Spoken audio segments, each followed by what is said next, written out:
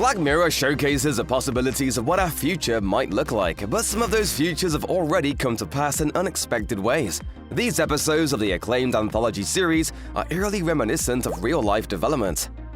15 Million merits as Black Mirror at its best. The second episode of the series stars Daniel Kaluuya as Bing, a man living in a hyper-capitalist dystopia. His life is defined by the number of merits he has, points that function as currency and are earned by riding a stationary bike to produce energy. A pearl of toothpaste in the morning costs 5 merits. Skipping video ads costs more, and they're everywhere. Not even the bathroom is safe. When Bing tries to free his co-worker Abby from this literal cycle of exploitation by entering her into a talent show, she ends up being pressured into an adult film career as an escape from the drudgery of the bikes. When Bing then goes on the show and preaches against the system while threatening to graphically illustrate how dedicated he is to proving his point, his desperate rant is such a ratings boost that he's given his own TV show.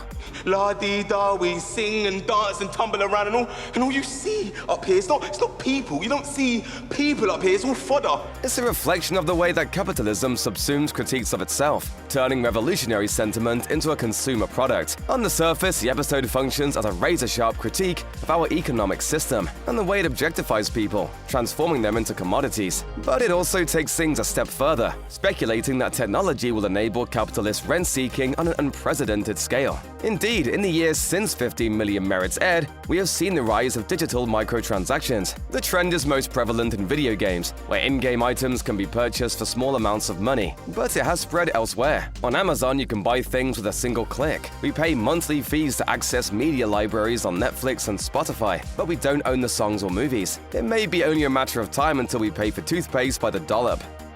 In the entire history of View, marital infidelity is exposed due to a skull implant called a grain that allows users to record everything they see and hear. When Liam suspects his wife Fionn of cheating on him, he goes on a self-destructive rampage that culminates with him taking a rather drastic step to stop the recording process. You know, when you suspect something, it's always better when it turns out to be true.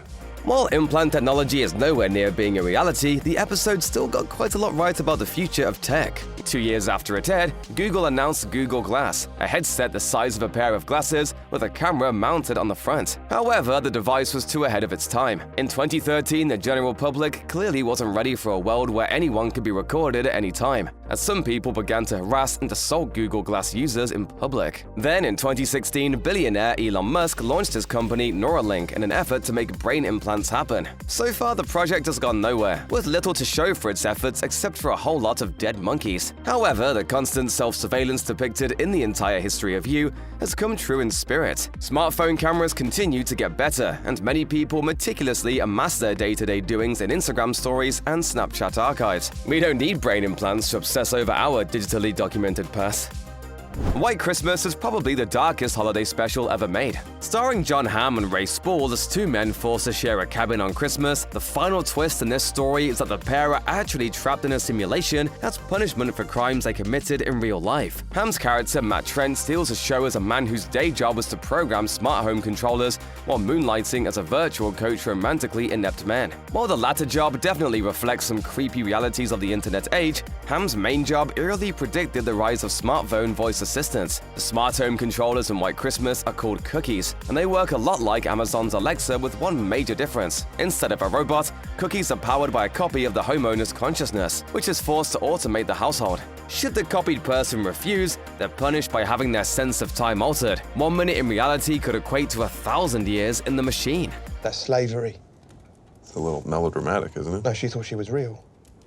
But she wasn't. It's barbaric. Ultimately, though, the cookies depicted in White Christmas are unrealistic. Not just because transferring human consciousness into a computer remains an impossibility, but even if it were possible, it would be far more inefficient than current smart home assistants. Who wants an imprisoned version of yourself that must be coaxed and tortured into running your smart home, when you can just have a robot do it without the ethical conundrums and hassle?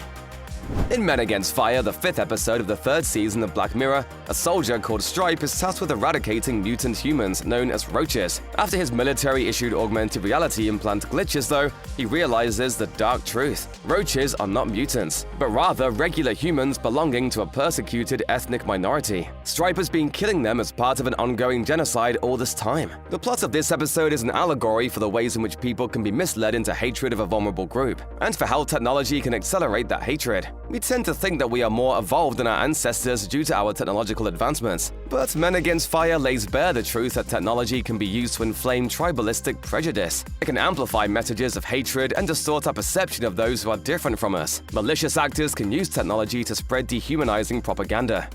It's a lot easier to pull the trigger when you're aiming at the boogeyman.